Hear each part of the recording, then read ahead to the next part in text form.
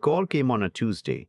I remember because the game was on, Braves versus the Mets, and I had my phone face down on the nightstand the way I always do when I'm trying not to think about anything. 63 years old, lying in a hospital bed with a catheter in my arm and a machine beeping every 4 seconds, and the one thing keeping me sane was baseball. I almost didn't answer.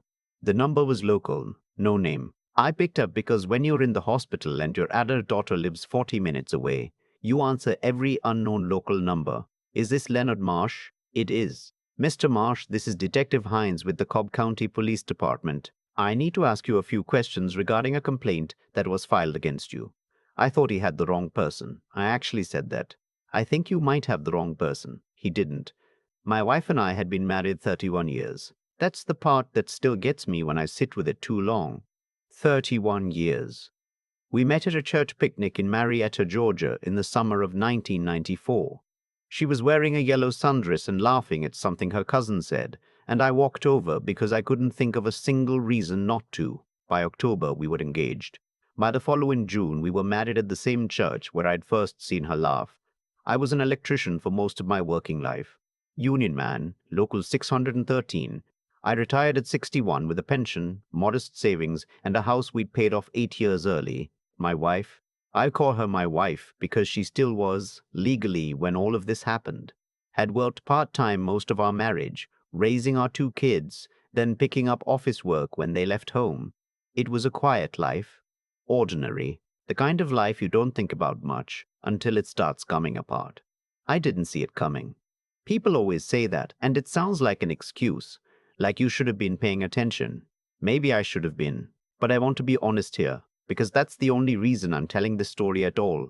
I genuinely did not see it.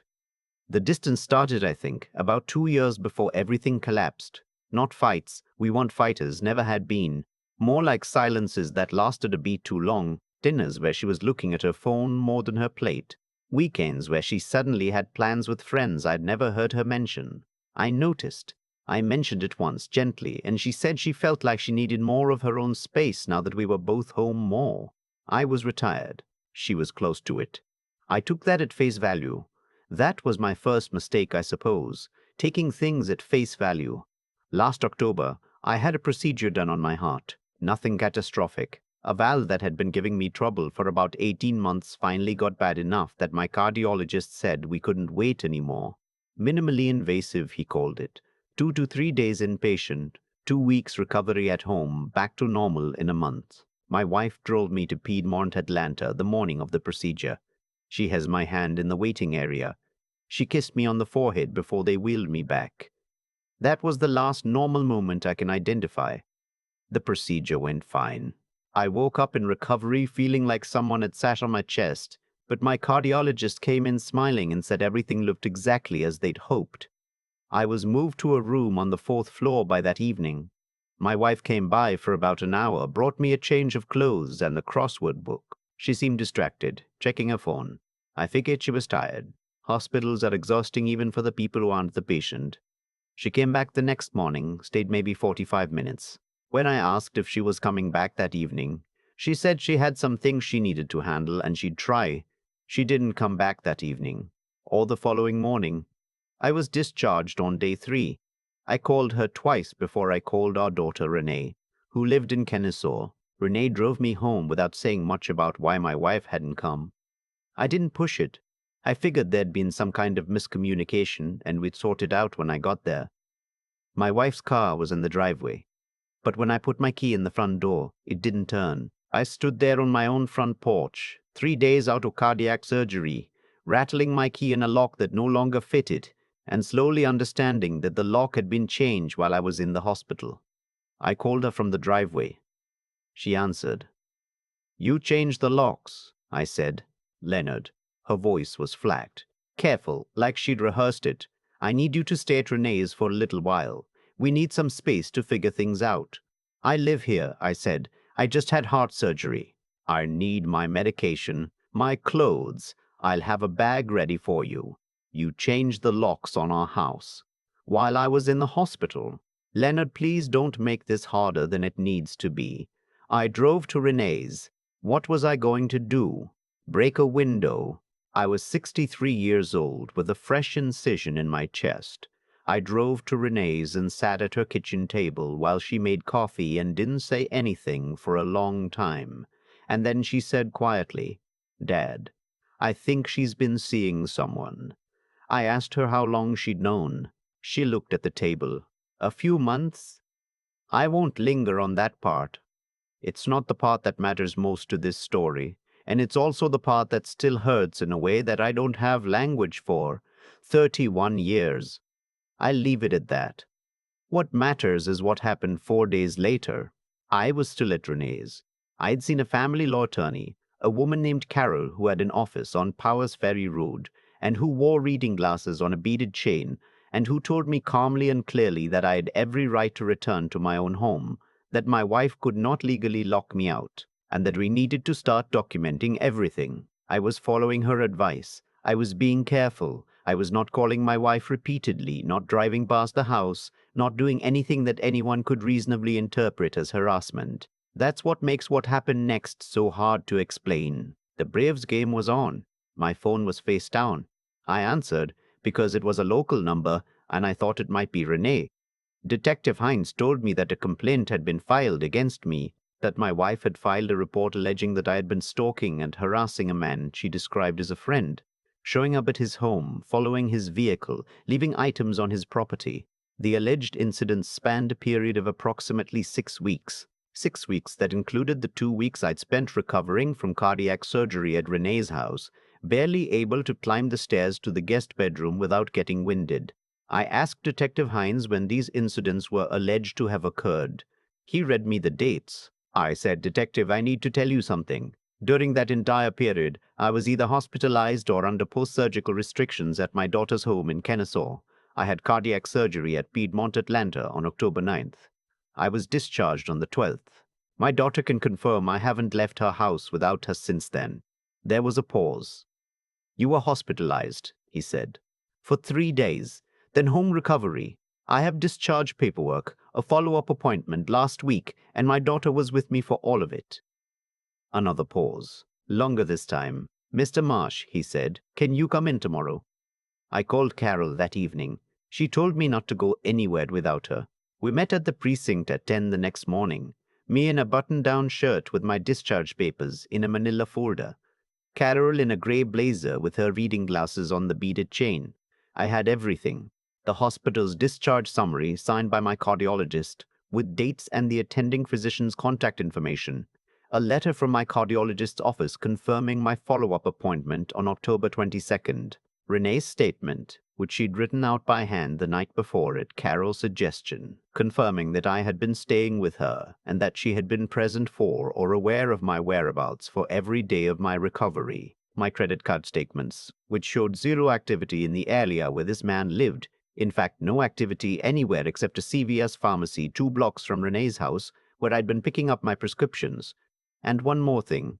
Renee had a doorbell camera, one of those video doorbells that records everything coming and going. I had arrived at her house on October 12th at 20:47 in the afternoon. Every morning since then, the camera had recorded me walking to her mailbox to get the paper, or sitting on her front step in the afternoon because the cardiologist said short walks were good, or being driven to my follow-up appointment. I hadn't gone anywhere alone. I couldn't. My driving restrictions were in the discharge papers. The detective, he was younger than I expected, maybe mid-30s, with the kind of careful, neutral expression you probably learn in the academy, looked at the folder for a long time. Then he looked at the folder for a long time. Then he looked at Carol. Then he looked at me. "Mr. Dart Marsh," he said, "the dates in the complaint correspond exactly to the period covered in your discharge documentation." "I know," I said. "You were medically restricted from driving for the first 2 weeks of that period." "Yes." He closed the folder and pushed it back across the table toward Carol. "I'm going to need to make some calls," he said.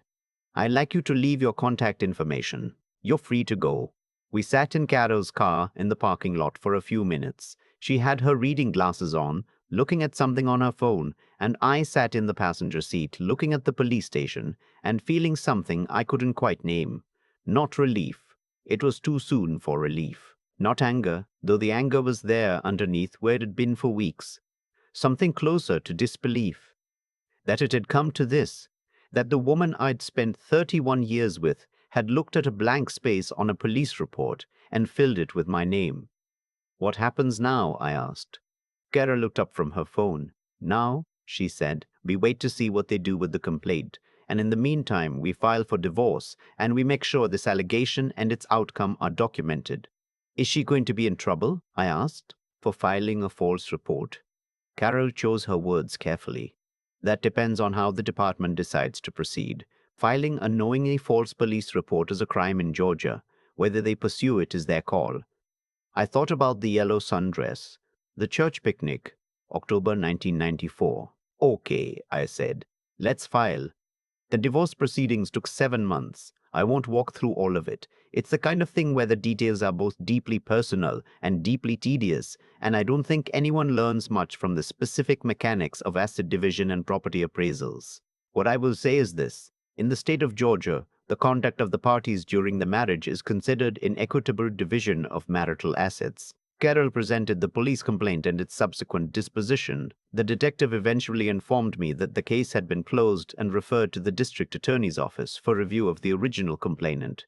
As evidence of the kind of conduct the court should factor into its determination. The judge was a woman in her late 50s who had the look of someone who had heard every possible variation of every possible story and had stopped being surprised by any of them. She looked at the hospital records. She looked at the doorbell footage, which we'd submitted on a USB drive.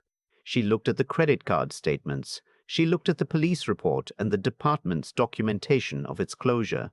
Then she looked at my wife's attorney. My wife's attorney said something about context and misunderstanding.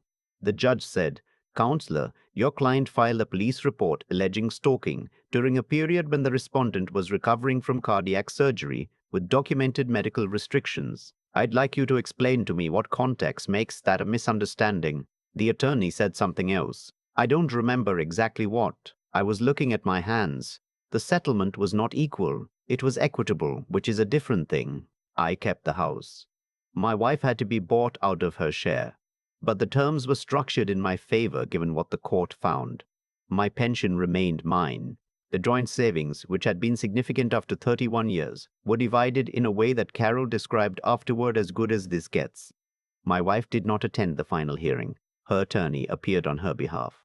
I've been in the house for 3 months now. I changed the locks the day I moved back in. Not the same locks she'd changed them to, but new ones entirely. Deadbolts with keypads. I found the whole process of choosing them oddly satisfying. Renee comes over on Sundays.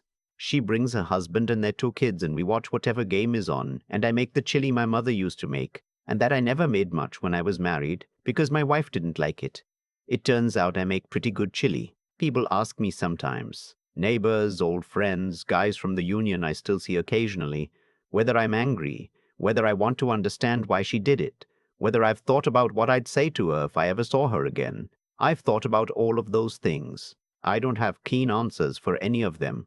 What I've settled on is this: the thing she tried to do, turn a lie into something that could follow me, something that could reframe 31 years of marriage as something threatening, something she needed protection from.